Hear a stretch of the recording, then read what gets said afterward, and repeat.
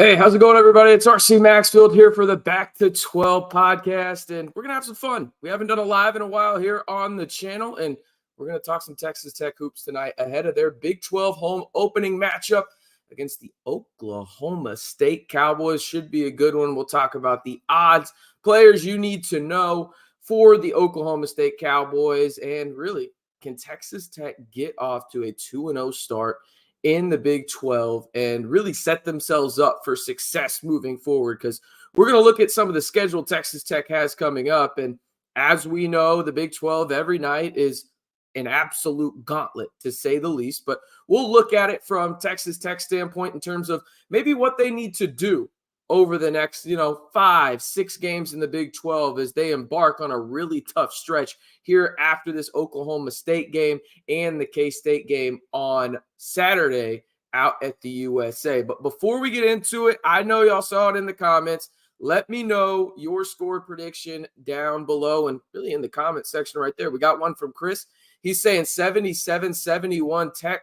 Hopefully we can demonstrate some consistency. So I will say this, you have to be subscribed to be a part of the chat. And I know you guys all are that are watching this. So leave your score prediction in the comments. And if you haven't already, be sure to hit that subscribe button and then you can join the chat over there. Appreciate Chris being part of that. All right, let's jump into the odds real quick, and then we'll talk a little bit more in depth about some of the guys that you need to know for Oklahoma State as they are set to play the Red Raiders tonight out in the 806. Starting with the odds coming from DraftKings, Texas Tech is 8.5-point favorites tonight against Oklahoma State. And if you think about this from the perspective of, how things have changed, well, Oklahoma State and Texas Tech were kind of in that same realm when it came to the preseason Big 12 predictions. They were kind of in that same, what are they, middle ground. And a lot of people liked Oklahoma State for some of the things they had. Obviously, they lost quite a bit of talent to the portal, but they did a good job of supplementing some of that, especially at the guard positions,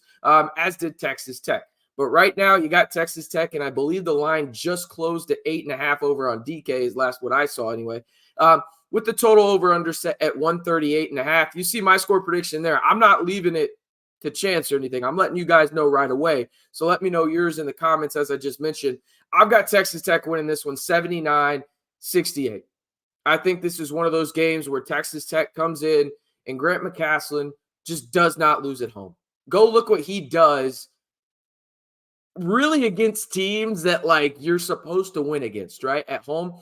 That's what Grant McCasland does historically, whether, that's at Arkansas State, whether that's at North Texas, the JUCO ranks, it don't matter.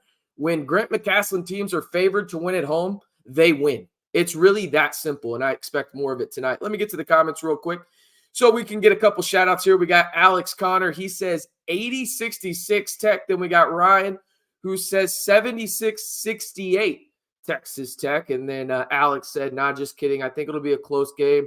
Look what they almost did to Baylor. Listen, I get it. Baylor's one of the most interesting teams in the Big 12. And I'll have to do a live about really talking about the Big 12 more in depth, because I was talking about this earlier with someone, actually a parent on the Texas Tech team, one of the players' parents anyway, about how this is, in my opinion, the best the Big 12 has ever been in terms of men's basketball. And that's absolutely saying something. Considering the fact that you look at what the Big 12 has done from really, what are we talking about here? Over the past 20 years? It's just been a dominant league. And I think this year with the additions of schools, mostly Houston, right? Cincinnati, better than people think. It would not surprise me at all if they beat the highly overrated Texas Longhorns. How the hell are they still ranked? You and I don't know. Even 90% of their fan base doesn't know how the hell they're still ranked. They haven't beaten anyone at all, have the Longhorns. Anyway, I digress. Cincinnati's good. BYU, one of the more surprising teams, not only in the Big 12, but in the country this year in terms of what they've done early on. They're a top 5 team, according to KenPom, which I really like KenPom, but that one's a little suspect to me. We'll see what BYU can do. And they lost their opener to, we talked about that team already, Cincinnati out there in Provo. But it's going to be interesting to see. Let's talk a little bit more about Texas Tech. Let me see what we got here. We got old Texas Tech man asking, hi, RC, do you think the Steffies had anything to do with Pop I'm going to say this. This will probably be my official statement on it for those that are watching. So here you go. And if you haven't already, be sure to like the video, hit that subscribe button to be a part of the chat for today's live. I'm not going to comment on it for the sheer fact of this. I don't know enough facts, and neither do you. So my self-determination in terms of like, what do I want to talk about when it comes to this situation is this. I don't think it's fair to anyone involved for me to go out and say things about, especially in this situation where it's a highly sensitive situation. It's not fair to anyone involved to talk about it. It's just not.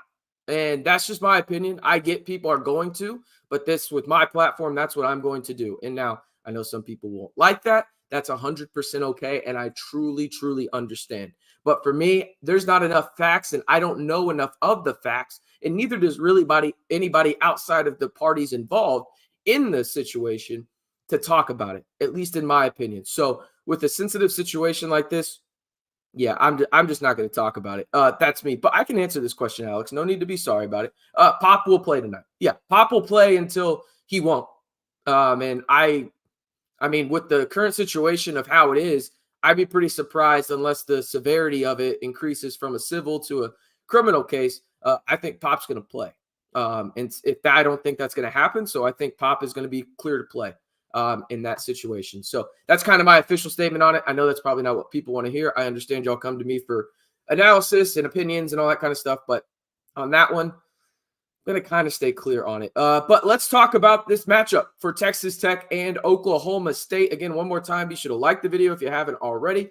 And leave those score predictions in the comments. I'm telling you guys, the growth on this channel has been phenomenal. I appreciate each and every one of y'all spending time with me throughout the week, listening to my content and everything. It truly means a lot. So I'll leave this down on the bottom.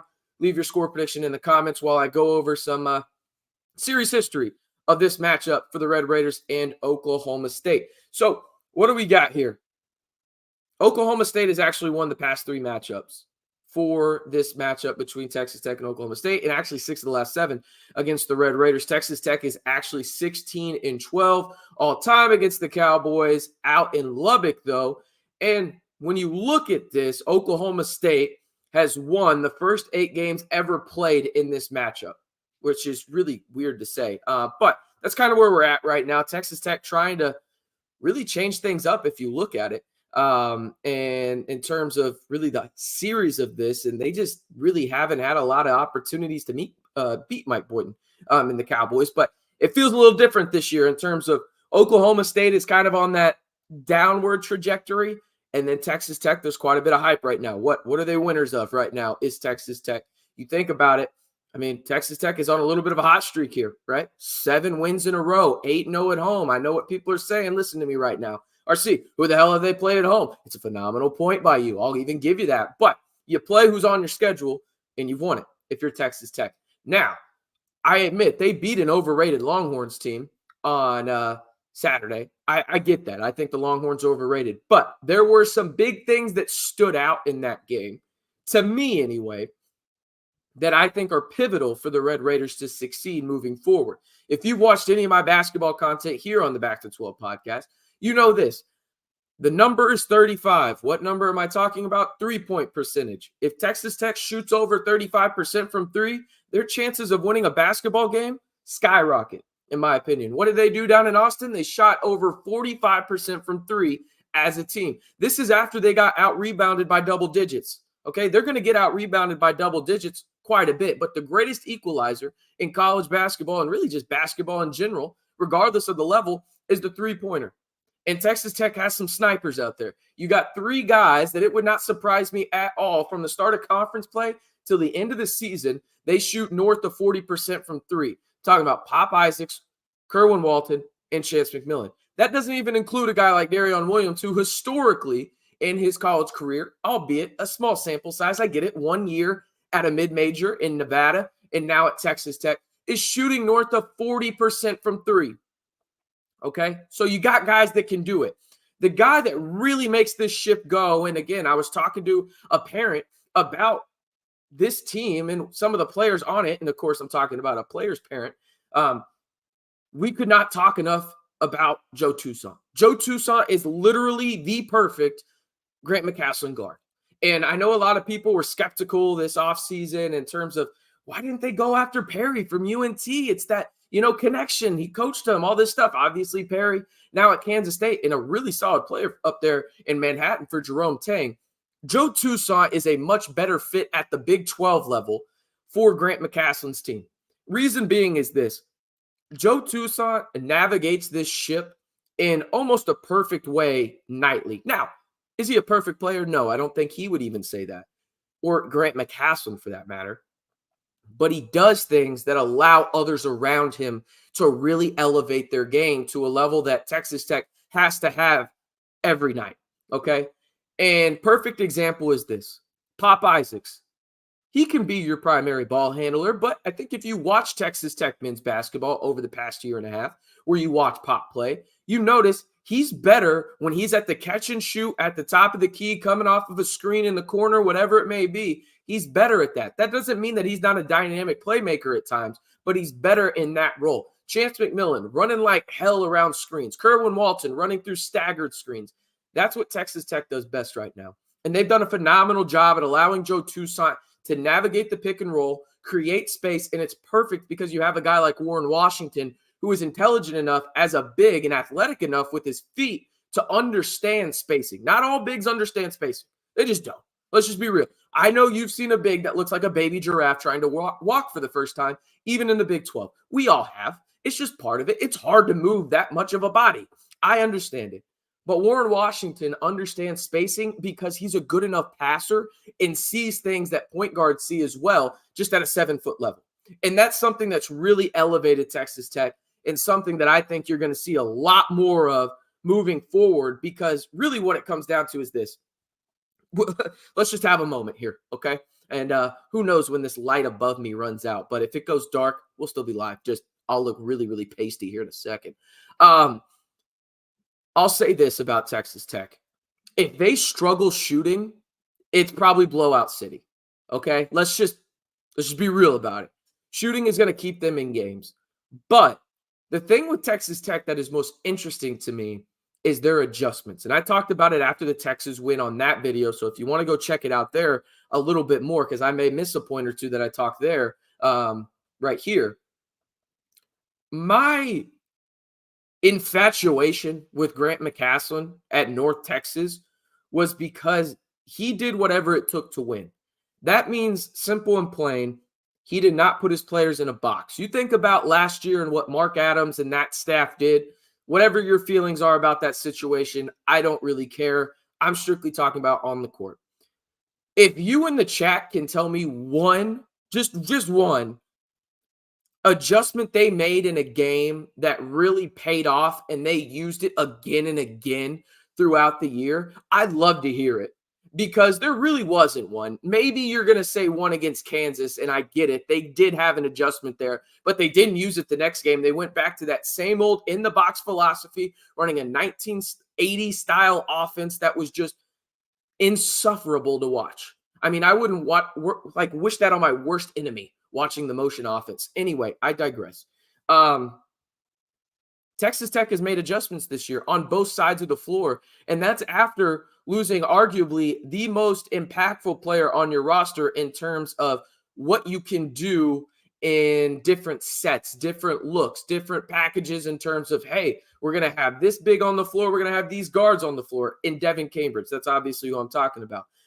Ryan, who is Iowa State playing tonight? I need to pull up the Big 12 schedule tonight. Ooh, against Houston. Okay. I see you. All right. We'll take a peek around the Big 12 tonight here in just a second as well. But that's interesting. That's interesting as well.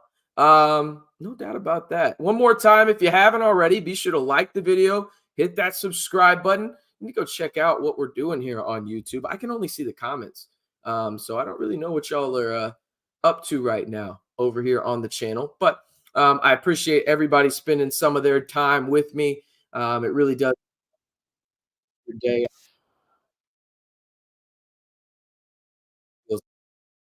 But yeah, I really, really do appreciate it. All right, let's look at some players you need to know for Oklahoma State tonight, because there's one in particular that I really like, and his name is Javon Small.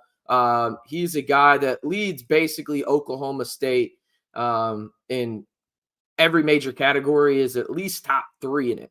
And that includes rebounding. Don't let his size or his name fool you. He's scoring 15 points a game, 5.5 rebounds, 5 assists, averaging just south of a steal per game. Oh, and he's shooting 42% from 3. Then you got Bryce Thompson. He's back for another year up there in Stillwater. He's averaging about 13 points a game, 3 rebounds, 2 assists, and he's shooting 37% from 3. Some things you need to know about this Oklahoma State team.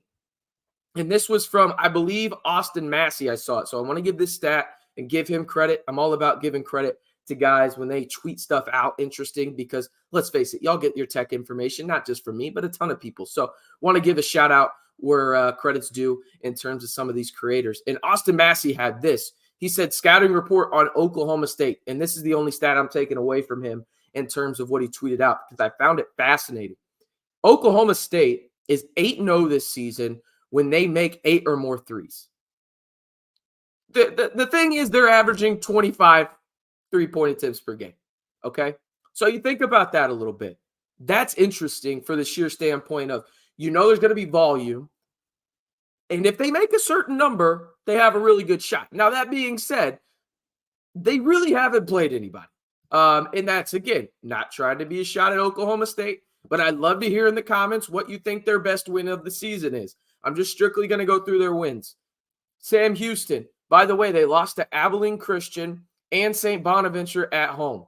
They also lost to Notre Dame at home, a team that their head coach literally said, if you don't want to be here, get the hell off the team. You can go look up that interview talking about Notre Dame. Okay. Then they lost to Creighton. Then they lost at Southern Illinois. Their win, though, they beat Sam Houston. They beat New Orleans. They beat Houston Christian, formerly Houston Baptist. They beat Tulsa. They beat Oral Roberts, just like Texas Tech did. They beat Wofford. They beat South Carolina State, and they beat Chicago State. Just tell me where their win is, because, Jesus, that's not great. It's not good at all. And I get it. If there's some Oklahoma State fans watching, you can, nitpick Texas Tech. At least they beat Texas, a team that's going to be borderline NCAA tournament worthy. But that's the thing. Oklahoma State is going to shoot. And the reason I bring it up, not just because it's an interesting stat, but how this really discusses and really fits into Texas Tech and what they've done. They've been a pretty good team on the perimeter in the last, I'd say, 10 games? I mean, we've seen a completely different Texas Tech team over the last 10 games. Really what it comes down to for me is, where are you when it comes to Small and Thompson? Those two guys make the ship go for the Cowboys. It's really that simple when it comes down to it. And I think you have guys out on the perimeter that have proven that they're okay with playing defense. And not to mention, Texas Tech has just done a phenomenal job at in-game adjustments on the defensive end. You see where Texas Tech has gone in some of these aspects of it. Perfect example is Texas. Texas was really shooting it in the first half in terms of, you had Max Asmus right there in the corner, what felt like every other possession jacking up a shot or somebody else. In the second half, that didn't happen, okay? They forced Texas inside, made them uncomfortable with Warren Washington and his length at the rim, and it paid dividends for Texas Tech. So there you go. That's kind of where I'm at right now. It's really, that's what it comes down to for me. If they shoot well, Oklahoma State, this game is going to be very, very close. But you see my prediction right there. I have Texas Tech winning 79-68 against Oklahoma State. Let me know your score prediction if you haven't already in the comments. Got to be subscribed, just letting you know. But I know all of you guys watching are subscribed to the channel and like the video, by the way, as well. Okay, let's see here. This from Cinco Swim. Didn't get that until right now. I know you watch a lot of videos, man. I didn't get that name till right now. Anyway, my biggest issue last year was that they never made adjustments. It was insufferable. Yes, and I think if I ask you right there, you could not say that about Grant McCastle. Simple and plain, you could not do that. Roger, is RC picking the Cowboys for the upset tonight? All right, Roger. Okay. I respect it, though, Roger. I respect it. No, I'm not. You see the prediction down below. Yeah, and again, for those that weren't in here when I talked about my whole pop thing and that situation, you can go back and listen. I'm not going to talk about that until there are vastly more facts, because there's not enough information that we know is factual right now out there. So I don't think it's fair to any party involved to really discuss that. That's just kind of my opinion on it. And everybody can go talk on social media about it and everything. Totally understandable. I'm just not going to do that on this platform. That's just how I feel. All right. Let me look at one more thing real quick. And then we got some questions. You can ask me anything down in the comments because, well, we're going to have some fun here. We got what? About 40 minutes till tip off. We got about 30 more minutes here on the live. We can talk Texas Tech football if anybody has some questions on that. A big weekend for them this past weekend, landing a couple of recruits. Only one on scholarship, by the way, which was really interesting. NIL is changing things when it comes to preferred walk-ons for college football programs, and Texas Tech has utilized that in a big way. But yeah, one more time, let's look through Texas Tech's leaders, because we haven't done that so far this season here on the channel. Really, I mean, you look at what Pop has done over the past 5 games. He's been an all Big 12 player. I mean, let's just call it what it is. He's shooting north of 42% from 3. He's averaging 20+ points. He's averaging 3.5+ rebounds, and he's averaging 4.5 assists. That's an all Big 12 type player. Joe Toussaint should be in that conversation as well as Warren Washington. Now, will all those guys make an all Big 12 team? Probably not. Let's just face it. There's a lot of great players in the Big 12. We just talked about it a little earlier. I truly believe, and people can disagree with me all you want. That's the great thing about an opinion. I think this is truly the best year of Big 12 basketball we will see. There is talent from top to bottom. There is no rollover outside of UCF. They are putrid. But outside of that, every given night, it can happen. Unless you're at Allen Fieldhouse and then you get the ref shows up in the final 2 minutes. You should have won that game, TCU. I mean, I'm not a TCU fan or anything. I'm just a realist. You should have won that game. That elbow to the face call was absolute dog shit. Let's just call it what it is. Anyway, all right, let's get to it. In terms of some of these questions, real quick, appreciate the comment, Roger. Yeah, I think it's just my opinion. I get other people talking about it, but that's just me. This from Ryan. Do you think football will add another defensive lineman? As of right now, no, I do not think so. That being said, Blake Burris going into the portal, shout out to Irving, Texas, the hometown, maybe changes things. I know what you're going to ask, though, somebody in the chat. Does this mean Tank Booker is back in the rotation, potentially to add or come be a part of the D-line? Maybe, but I think it's slim to none. There's a lot of smoke about him potentially ending up in the Metroplex, but not at the school that probably comes to mind when you think of the Metroplex. Instead, it's SMU. That's just what I've heard rumor-wise. There is nothing concrete about that.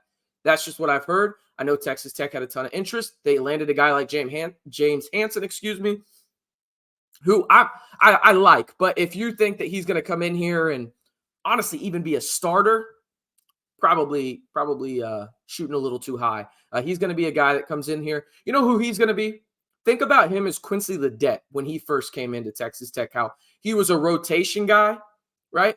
That's what Hanson's going to be. He's going to come in there and take some pressure off of those young guys that are really trying to make a step upward, the McAlpines of the world, and really have more playing time. He's going to be a vet in that group to come in and take a little bit of pressure off them so they don't have to go from, being a backup type player with a minimal role to, hey, by the way, have fun in one of the best conferences in America. Yeah, that's kind of what Hanson is, in my opinion. All right, this from Chris. What's your guess for the starting O-line? Is the 285-pound transfer big enough to compete in the Big 12? I don't know who's listed at 285. I haven't seen anyone listed at 285. Let me know, though, Chris, if I just missed a wait for somebody there. But if you ask me, I think 4 are pretty clear. The only one I don't know is left tackle. So I'll start and go from right to left. I think Ty Buchanan is going to start at right tackle. I think you're going to have Davon Carter at right guard. Maybe that's who you're talking about. He's not 285. He's 300 pounds, in my opinion. After looking at him and watching him, I think he'll be fine. Then you're going to switch Caleb Rogers inside. He'll be your starting center. At least that's what I think right now as of um, January 9th. It is what it is. Then at left guard, you're going to start Scurry, Vinny Scurry. Man, that just sounds like a mobster name, like Vinny Scurry. Don't mess with him. Anyway, I don't know. Maybe it's the allergy medicine I got going on that's making me foggy headed and thinking of random things like this. Anyway, at left tackle, that's where things become interesting because I think if you ask me right now today, RC, you have to pick the starting left tackle for Texas Tech on August 31st against Abilene Christian at the newly renovated Jones AT&T Stadium. And there goes my light. I'm going to say it is Maurice Rodriguez. And that is because it's a sizable jump for him. You got to think he's coming from the community college ranks. But go watch his tape, and he's going to be an early enrollee. He's going to be on campus. Well, he's already there. He's the guy that I'm most interested in seeing. Then I think it's Porcher second, and then I think you could see a guy like Carr in that 3 spot. I will say this.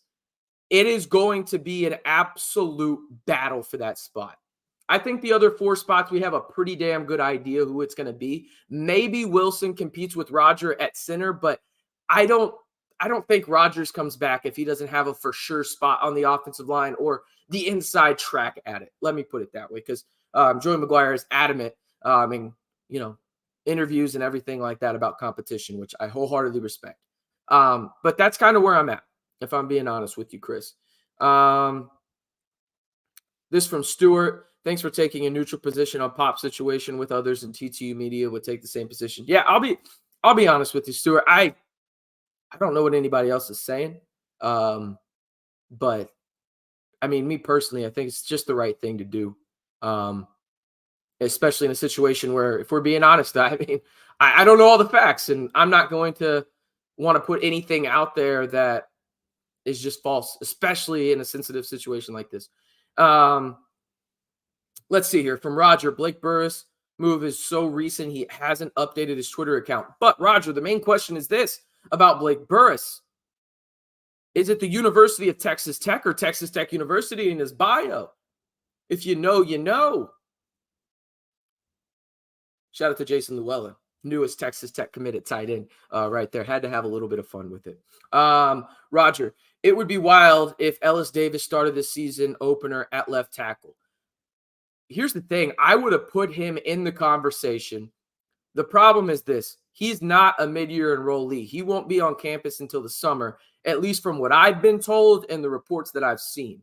So that kind of, I don't want to say it hinders him, but it doesn't allow him to get in the weight room early, learn the playbook, this, that, and the other. All the old cliches about early mid-enrollees are great, just to get them in the weight room and accommodate them to college and everything like that.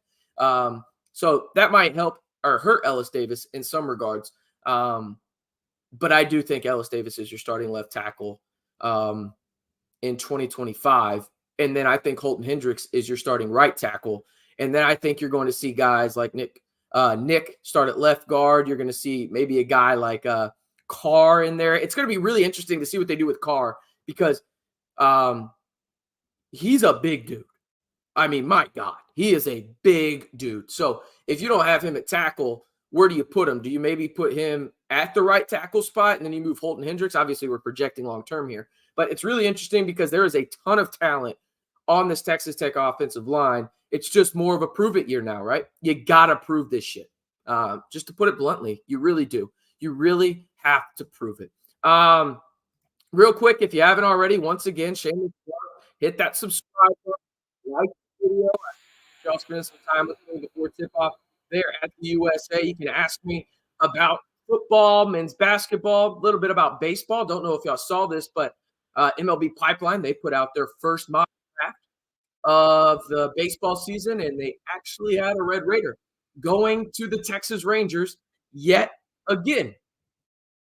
I don't know if anybody wants to guess who it is, but I would welcome the comments down below because no, it is not Gavin. I'll say that for y'all.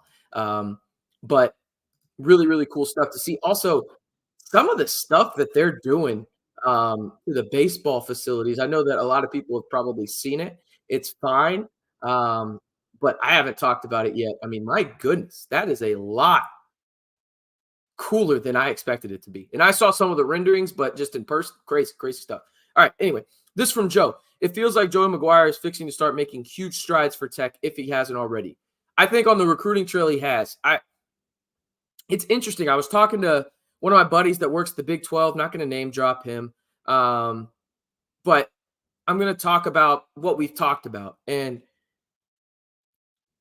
we were talking about the new Big 12 in the sense of who do we think has the best chance to run it in football, right? Because in basketball, you know that the Arizonas of the world are going to be up there. Kansas, right?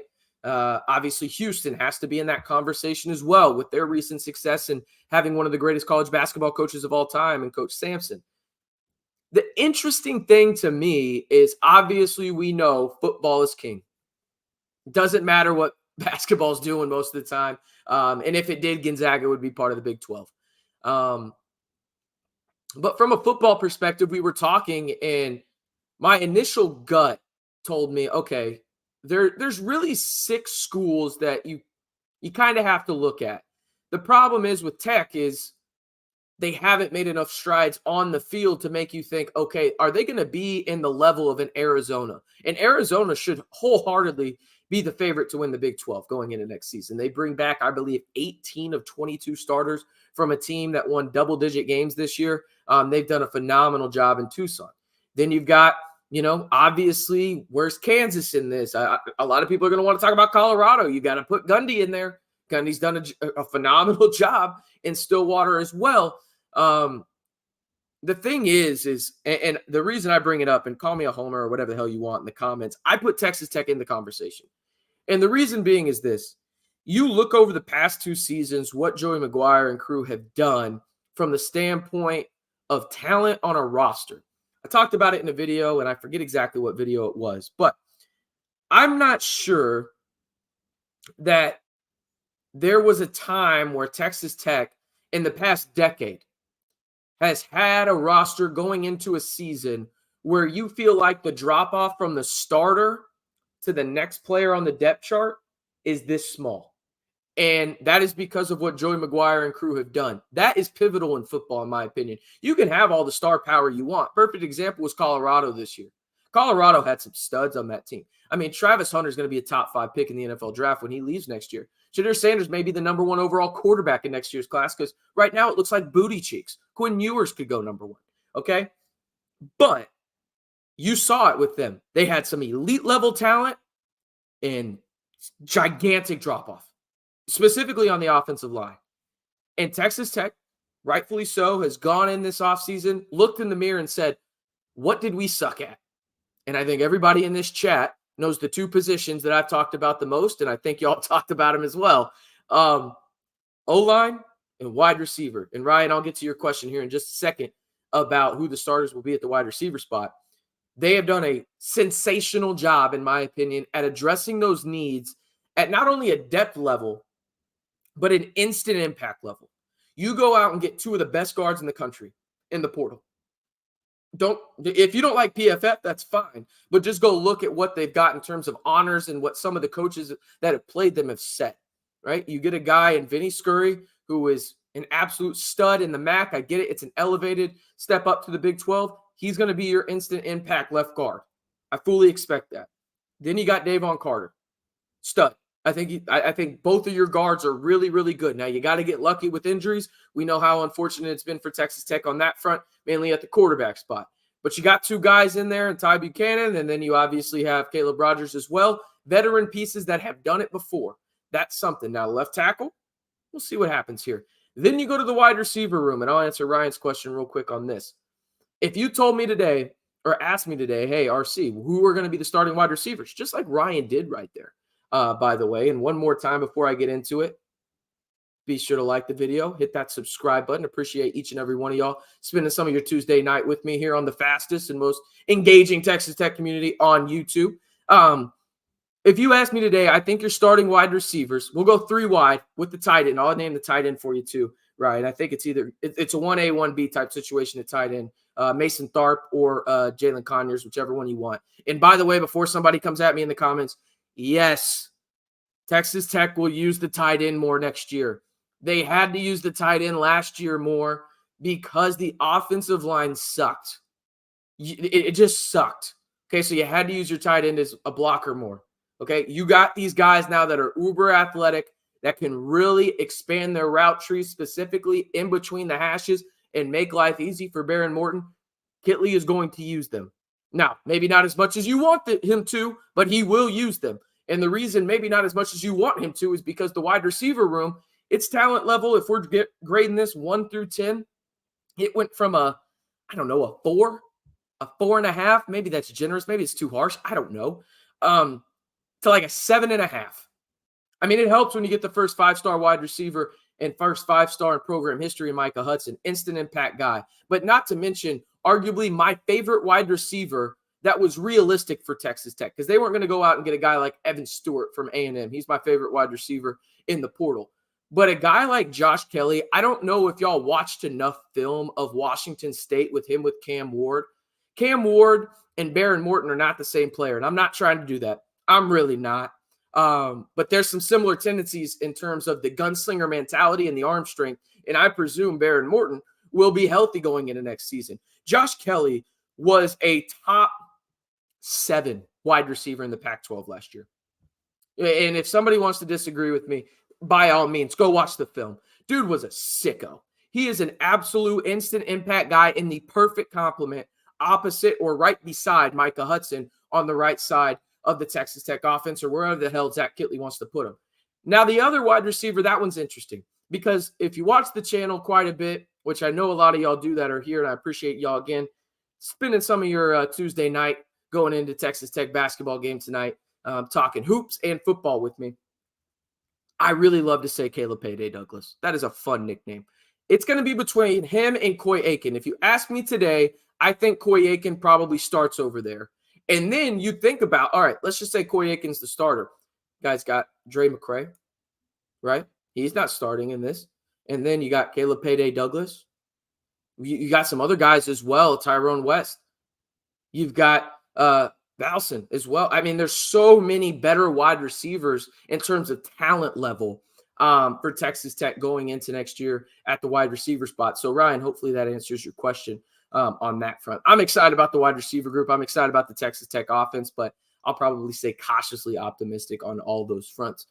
This from Ty. Also, thoughts on if we will see Kyron again in conference play since we played him. Yeah, I think he'll play. I think that's just a practice thing, man. I think, when you look at everything, is Kyron more talented than Robert Jennings? Yeah, I don't think anybody's going to disagree with that. But you got to earn it. And RJ does the dirty work, man. I mean, RJ is one of those guys where if you're talking about so far what he's done coming back from injury and taking that step from freshman to sophomore year, albeit in a limited role, he's been pretty solid in all things. I think you got to have realistic expectations with some of these guys. But on the Kyron front, he's got to earn it in practice. Simple and plain. He's got to get his mind right. He's got to go in there and think, hey, I'm in there to do this, this, and this. I don't need to be flashy. I just need to help my team on the boards. I need to help my team on the defensive end when it comes to blocking the big, whatever it is. He's got to do the little things, and then I think you'll see more of him moving forward, especially considering, I mean, Robert Jennings is your backup big, and you're going to have nights, like it or not, maybe tonight even, where Warren Washington gets into foul trouble, and you're just basically like, all right, we gotta play one of these guys for extended minutes. I think that's where you're going to see Kyron, but he's got to work and get there in practice because Grant McCasland, he said it time and time again, you earn your spot in practice. And that's kind of how it feels right now. Let's see. Could you touch on the growth of Jennings? There we go. I didn't even see that, Ty. Shout out. We're on the same wavelength here. He seems to be getting the same, if not more minutes than I assume that's Lamar there. But, yeah, and that's because, I mean, think about it. Lamar is the 4th best guard on this team, probably. I think that's probably fair to say, right? Unless you put Kerwin in there as a guard. I kind of put Kerwin as a tweener. Let's just put Kerwin as a guard. 5th best guard, Lamar? In no particular order. You got Kerwin, you got Chance, you got Joe, you got Pop, Lamar. Lamar does things that really helped Texas Tech. There's no denying that. But I think the biggest thing for Lamar is he's just not that great of a shooter right now. And that's okay. It'll develop. But I think that that's really what limits him. And he had that stretch where he was just turning the ball over what felt like a ton. But yeah, that's kind of where that is. Let's see here. If we don't see a lot more of Kyron yanking his red shirt and destroying an eligibility is near criminal. I think we'll see more of him moving forward. But again, you got to earn it. And you got to commend RJ. He's been playing pretty well in terms of his role. And I think that's all you can ask for Texas Tech when it comes to the big. Warren Washington's going to play 30 minutes. And then if you can just get a sprinkle of those guys, maybe 8 minutes for RJ and then maybe 6 for Kyron, you're sitting pretty. I think that's kind of how they feel because the small ball lineup works. I mean, it's working for them. They really like it. They really like that lineup of Joe, Pop, Chance, Kerwin, and Darion at the 5. How well will that work in the Big 12? TBD, but they really like it in terms of what it does for spacing and shooting. All right, let's see what else we got. Old Texas Tech man, RC, I'm a Texas Tech fan, but I got a respect for Gundy for his longevity. Yeah, it's funny with Gundy. I give him a lot of shit, but he's a great coach. I mean, he's a weird dude. But what head coach isn't? With how much we see them in the media, I think everybody just likes to nitpick people at some points, including myself. I'm human as well, and I nitpick people for really stupid things, and I probably shouldn't. But it's part of being human and just being able to look at everybody's life at the touch of a button, really, on your screen, right? Roger says, I wouldn't assume Barron will be healthy next year, but that is the hope. His injury record is almost as bad as that of Shuck. No, what I was saying is I think Barron will be healthy going into next season, right? Play the games. Things happen. It's football. I get it from that perspective. But he'll be healthy going into it. I mean, you saw a drastically different Barron Morton just from 2 weeks off from the final game against Texas where, I mean, let's be honest. What went right in that game? Nothing. I think that's probably fair to say. So how he looked in Cal, and the reason I'm saying he looked healthy is not because of the stat production or anything. It's simply because he had zip on the ball. It felt like you could see that old Barron Morton where it looks like, all right, don't throw that ball. Okay, great throw. You're right, Barron. That's on me. That's what it looked like you had. And it's going to be interesting because this is by far the best wide receiver group Texas Tech has had.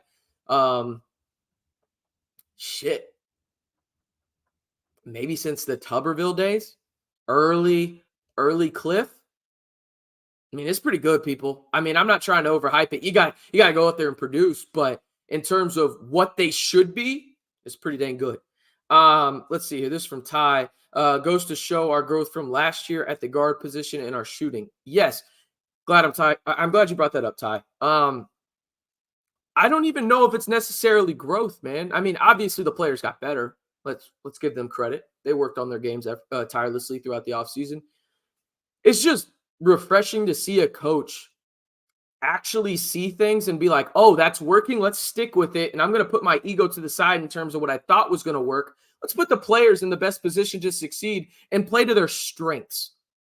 It's a wild concept, I know, but you got Dave Smart doing that. You got Barnwell doing that. You've got other guys doing that. Matt, you got Chokey doing that. And most importantly, you got Grant McCasland doing that. And that's the thing, man. This coaching staff, people were hard on it because Grant took so long, first and foremost, to accept the job. And then it took him forever to fill the staff. If you ask me right now, again, my realistic expectations for Texas Tech basketball this year, men's basketball, is they're a bubble team. And right now, the thing that I talked about early before the season is coming true. What I want to see is I just want to see development. I want to see a coach that is willing to make adjustments. I want to see a coach that is willing to put his ego to the side and whatever the players dictate is working, works, and do it. And that's what Grant McCasland is doing. I get it. Non-con, not great schedule. Texas, overrated. But you play who's on the schedule, and you want to see those things against the people that you play against. And you have seen that. They fought through some adversity in terms of poor shooting to begin the year. I mean, let's just face it. They were dog crap the first 3 games of the year. They shot 20% from 3 as a team, right? Over the next 10 games, they have shot 40% from 3 as a team. Pop Isaacs has shot 42%. Kerwin Walton is shooting close to 50%. Chance McMillan's shooting over 40% as well. And then you got Darion Williams, who kind of is that Swiss Army guy, and Then we're talking about Joe Toussaint, Warren Washington. Now, is the impactful depth there? Probably not. Let's be real. That Devin Cambridge injury was massive, but the way that they have responded and kind of changed their philosophy in terms of we're just going to push all the chips in. We're going to the casino. We're going to the hold'em table. We're going all in right now on shooting the basketball and creating space. We were going to be an offensive team. And if I would have told you that when Grant McCasland got hired, you would have laughed at me, because if you go look at what UNT has done the past 2-3 years with Grant McCasland as the head coach, they are as slow as hell. Franklin, the turtle from the cartoon, could have beat him in a race when it comes to the offense that he was running up there with the mean green. Instead, now let's get out and transition, play to our strength, jack up as many good look threes as we can possibly get, run some stagger ball screens, run some double screens, run some lobs off the pick and roll with Warren, create space for our shooters, and let's have some success. That's what they've done. And it is so, so refreshing at the end of the day to know that Texas Tech has a competent head coach from the standpoint of an ego. Like, I don't think people talk about it enough, and everybody has one. It's just how big is it or how small is your ego? College basketball coaches have pretty damn big egos. You think about how many jobs there are at the Power 5 level, not very many. Power 6, I guess, for men's basketball. There's not many. You got to put your ego to the side sometimes in terms of, hey, this is what I think the team is going to be good at compared to what they're actually good at, and changing things for the betterment of the players to do what they do best. And that is what Texas Tech has done so far this year. And it is just chef's kiss. Just a chef's kiss right now. This from Roger. Texas Tech is a lock for a bid if the tournament field was picked today. Yeah, but it's not. And I'll say this. If Texas Tech wins 8 games in the Big 12, they're in. You can go 8-10 in the Big 12. That's how good this conference is. But you should win tonight. Win tonight, you're 2-0. Then you got Jerome Tang's squad coming in. If you can start 3-0 in conference, you're sitting at a pretty good spot, because you look at the schedule moving forward for Texas Tech after the Kansas State game, and this is where things get a little tricky. Let's just be real about it. You go to Houston. It's probably a loss, right? Then you play BYU at home. I think BYU is a little overrated. I think you actually win that game. But then you play at Oklahoma, at TCU, and versus Cincinnati before going to that brand new arena out in Waco. So out of your next, couple of games after this week at home, and by no means am I trying to look past Oklahoma State or Kansas State, but you play 1, 2, 3, 4 ranked opponents out of your next 6 after these next 2 games. That's tough, man. It's just the Big 12, though. So you can go under 500 in the Big 12 and still make the tournament. I think the magic number is 8, but hey, that's just my opinion on that front. One more time, I'm going to give my prediction. Let me know your prediction down in the comments below. I'm about to head out of here. We got about, 10 minutes before tip-off for Texas Tech and Oklahoma State. It's going to be a fun one. I'm really interested to see how many people come out to the USA tonight and show out, because these guys deserve it. I'm expecting a pretty big crowd. It looked like the students showed up relatively early for this one, but it'll be a fun one out in the 806. And if you follow me on Twitter, you know we're going to be doing a Twitter Spaces, a post-game Spaces, and then we'll have a video recapping it tomorrow here on the channel. I'm RC Maxfield, reminding you one more time, if you haven't already, be sure to like the video, hit that subscribe button, and turn on the notification bell to stay in the know on Texas Tech men's basketball all year long right here on the most engaging and fastest growing Texas Tech community here on YouTube and the Back to 12 podcast channel.